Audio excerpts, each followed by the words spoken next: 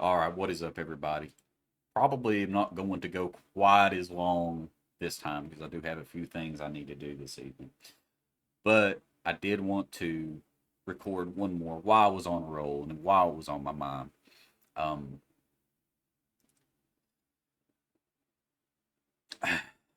let's talk about where I left off last time. So I was talking a lot about being in a relationship with somebody that was in borderline personality disorder, or has borderline personality disorder, somebody who um,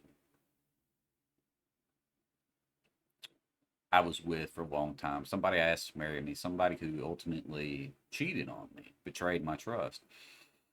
And to pick up where I left off last time, we, oh my word, my sister, driving me crazy. Um, to pick up where I left off last time, I was talking about how I discovered that she was snapping back and forth with this guy, and there's more stories, and it's very painful, but um, that is not either. But when you talk about very raw pain with somebody who has a lot of self-image issues, when you are um, very when you're betrayed in that way, it's it's kind of hard to describe exactly uh, what that does to a person. But I'll tell you, it felt awful. It felt like absolute ass. Felt like dog shit. Felt like um, I was scum. Like I deserved everything that happened to me. That I was inadequate. That I was not good enough. Or if I had done this, or if I had done that, then surely I would not have experienced that pain. And I'll tell you, all that's horseshit. That's all horseshit. If you ever go through something like that, don't let you convince yourself of that awful shit because it's just not true. It really isn't. And on my good days, I know that, but on my bad days, I feel it anyway. Okay, Steph, fuck, stop. I'm trying to record the Dark Souls playthrough. Stephanie, stop it. Stephanie's my sister, but uh, I feel full of it sometimes. But um, I'm sorry, I lost my train of thought. Eventually, and this is all new stuff. I'm getting into all the new stuff that nobody has heard yet. So she and I got back together. After kind of flirting with the idea one time, I told her, no, I can't do it. Can't do it because I cannot. She said, well, let's be friends. And I'm like, okay. And um, I ended up I couldn't do it because and I told her, I cannot allow myself to fall in love with you again. Okay, this is before all the borderline personality disorder and stuff came out. She tried to tell me that all women were that way and had such issues with trust and this, that, and the other. And damn, just damn. And I knew that oh, it was all horse shit. Deep down, I just couldn't admit it to myself because once again, self-image issues. I really did think it was my fault.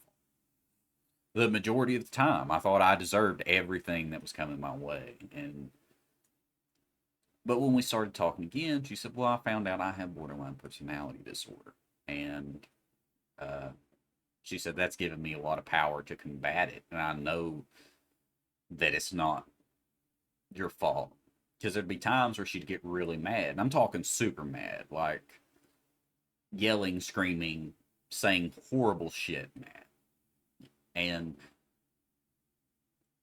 then a couple hours later, she'd be back to normal. Well, I've never work that way. I'm very slow to anger.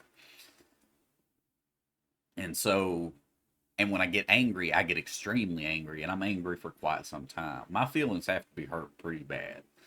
Um, or I have to be really insulted, or however you want to phrase it. My tipping point is very hard to reach. Just not a very angry person, uh, not easily perturbed, I guess. But she was the opposite. She was very quick to anger, but she was very quick to calm down too, and it confused me. I felt like I was being manipulated. I felt like I was being lied to because I thought in my mind, well, there's no way that that's real. So either the niceness is not real or the anger is not real, but either way, this is some type of trick, some type of manipulation, something is not quite right about this. Can I still light this bonfire? I cannot. So,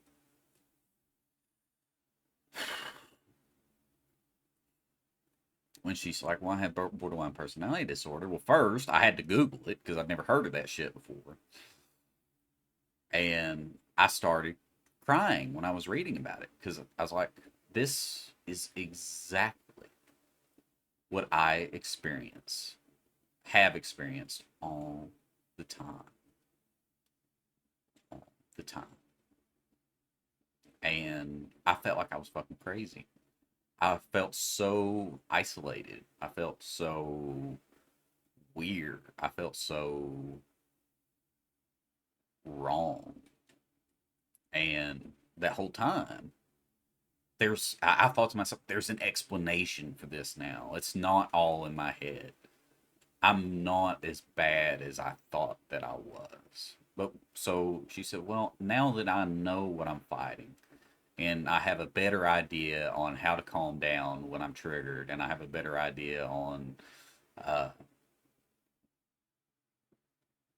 what I need to do. I love you. Can she said I would regret it for the rest of my life if we didn't give this a real shot. I thought, okay, well, I still love her. I still love her kids. I can't help it. As bad as I've been done, you know, now that she knows, and I know that it wasn't me, we can actually start to have a healthy relationship. And so I started listening to podcasts and I started reading articles about how to be in a healthy relationship with somebody with borderline personality disorder. And in my mind, I thought, well, I've forgiven the cheating. I've forgiven the lying, the manipulation, all the horrible shit that was said to me, which a lot of it has been detailed, and I won't chew my food twice on that stuff in particular. A lot of those are stories that are in the Dynasty Warriors videos. Um, and I told them as somebody who had just experienced it, so it was all rather fresh. And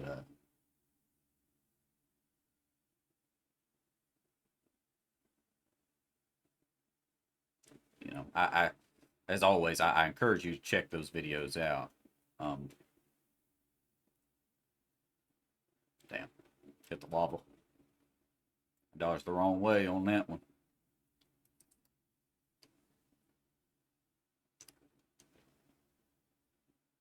But as part of our, so I mentioned that the guy who she had been cheating on me with, her former boss, was promoted to a supervisor position. That meant that yes, this same guy is my direct superior. Okay, I have to deal with him every single day, whether if I'm working or not. I get his emails, I get his text messages. I see his name constantly. I talk to him constantly. And I've had several conversations with him, and some of them were pretty confrontational, especially at first. But I decided for myself, for my future, I was going to forgive the both of them. Him, probably more importantly. I was going to forgive myself. And as part of that, I've made my peace with this guy. And so, um, and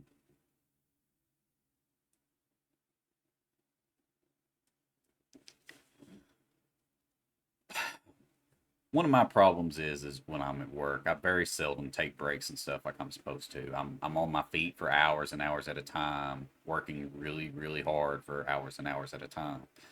And sometimes I'm not diabetic, but sometimes my blood sugars get low or whatever you want to call it. I get dizzy, lightheaded, I start shaking. I have to go sit down and usually eat a snack or whatever because I don't eat too much.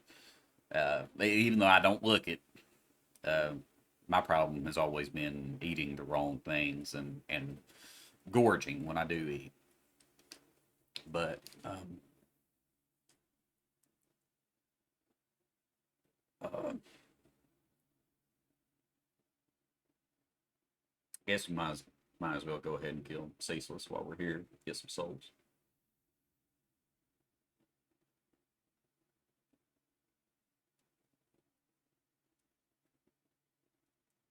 I don't know what direction I want to go from here exactly. We'll probably call Ceaseless and call it a day. But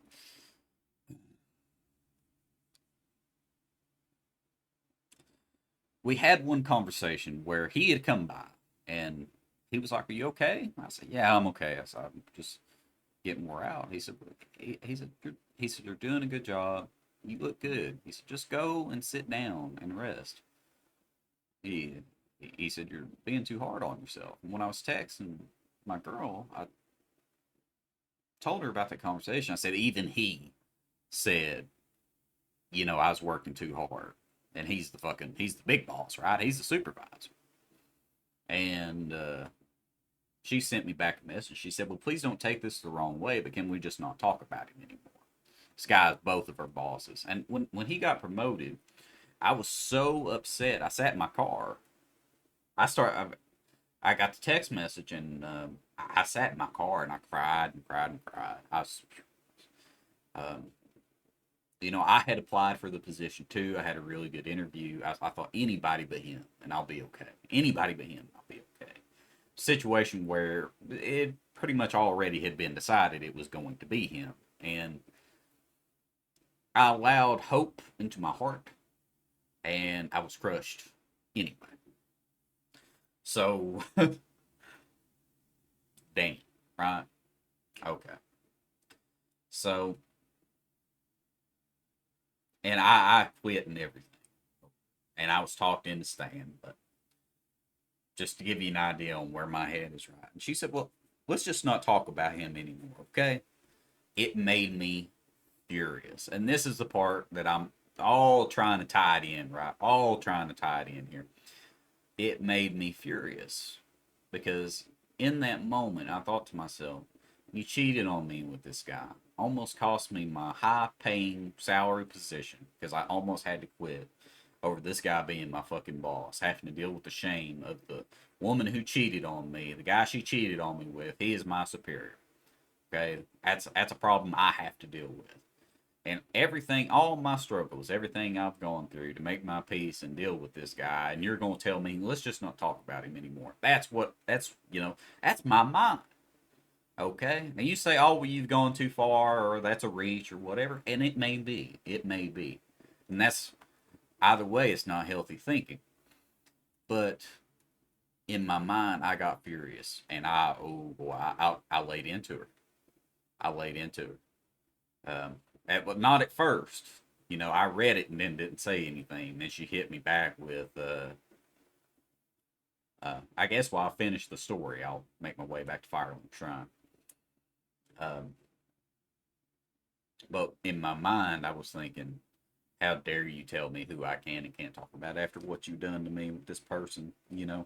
And at first, I just didn't reply. And she sent me a message back just 10 minutes later or whatever because she could see that I read it and not responded. She said, "Well, I guess it's not okay, huh?" And I sent back a message. I said, "No, it ain't okay." I said, "I'm mad." I said, "My feelings are fucking hurt right now."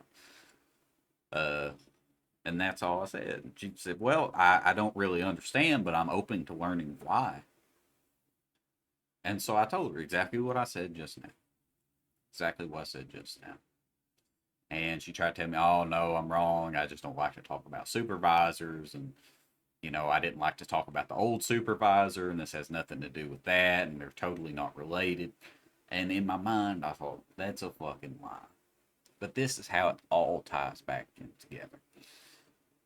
Something that I had spent months dealing with, reflecting on, trying to heal, was this feeling of inadequacy, this feeling of being cheated on, and the sting of that betrayal. Because it is a hell of a thing. It is a hell of a thing. I sincerely hope that it's nothing that anybody listening to my words right now has to deal with. I swear to God. I don't care how bad of a person you think you are.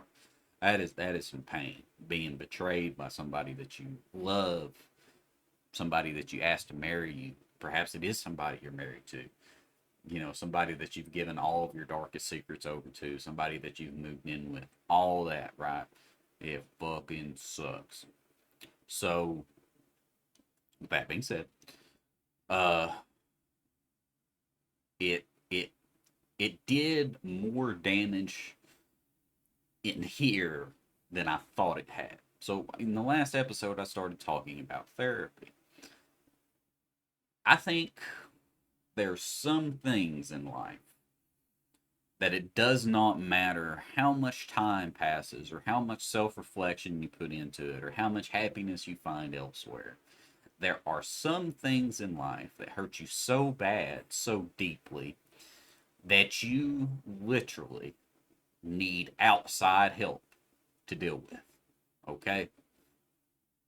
And be that therapy or not, some people turn to religion or whatever, For me, therapy is probably um, the way that I would go. But I realized that her saying that was not so much what made me angry. It was her saying that brought those feelings back. Because once again, I felt like she was choosing herself and her own comfort over mine. That she was being selfish. And a buddy of mine who's listening to this right now, he said, "Well, no, Logan, you're wrong. If you two are genuinely trying to start over and have a healthy relationship, you need to never talk about this guy again because it's just going to dredge up old feelings. It's going to bring back up past hurts. It's just better if you pretend like the guy doesn't exist, never talk about him again." And I said, "Well, I don't think that's possible. He's whether if I like it or not, and I don't. As much as I get along with him now, I still would rather never see him or talk to him ever again in my life. I'd be perfectly fine with that if I never heard him, never saw him, never read his name in my fucking emails ever again. Right? Never got a text message or a call from him ever again. Ever heard anybody mention his name ever again. I'd be perfectly fine with that. But I can't. In my current situation, unless I quit my job, that's just not something that's going to happen. He is going to be a part of my life, whether if I like it or not. And so, not talking about him, in my opinion, is burying your head in the sand, pretending like it doesn't exist. I didn't say anything bad about him. I just said while he was there as part of his supervisorial position, talking to me about business, he made the comment that he thought that I was working too hard, that I needed to go sit down, take a break. And that's all I said. But with that being said, it occurs to me that that might not be the only thing that I've not gotten over. And there are a few things that come to mind, things that I know hurt me very deeply, things that changed me, things that I did not have not properly um, dealt with. And when those feelings come out, it's like I'm not myself. I'm not a furious, angry person. I never really have been. There was a time where I was really bitter and very envious, but I've never been the type of person to just get so furious and not be able to calm down. It's just not been my life. It's not been my experience, and I don't like it. I don't like it. I don't like not being in control of my feelings like that. I don't like feeling like I'm a psycho.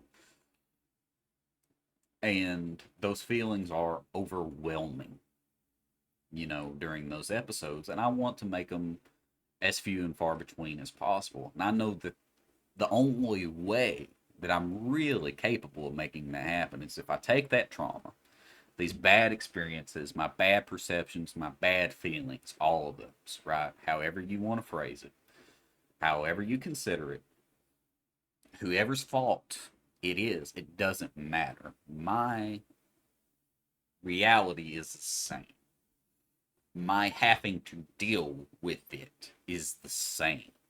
So, for my own sake and for my own happiness, I need to conquer these bad feelings. And I think that the only real way I'm going to be able to do that is by getting professional help. Because I don't think, I'm not talking about being cut off in traffic. I'm not, these are things, and we all have them, and you have them, and your neighbor has them, and whatever. We all have our things. We all have our really bad burdens, our baggage. We all have our own things. Some of them worse than others. And I'm just tired of feeling like I'm waiting for mine to dominate my life. Because I don't want them to. I want to be I want to be the one in control. And I guess that's ultimately my point. What I was trying to talk about is, I guess firstly I would ask for your counsel. What are your opinions on everything I've said so far? And what would you do? What do you think? As always, thank you for watching. I'm going to have to alt tab here because it switched over to mouse controls. I thank you for watching. I hope you've enjoyed, and I hope to see you on the next one where I'll probably talk about something entirely different. Thank you. Bye bye for now.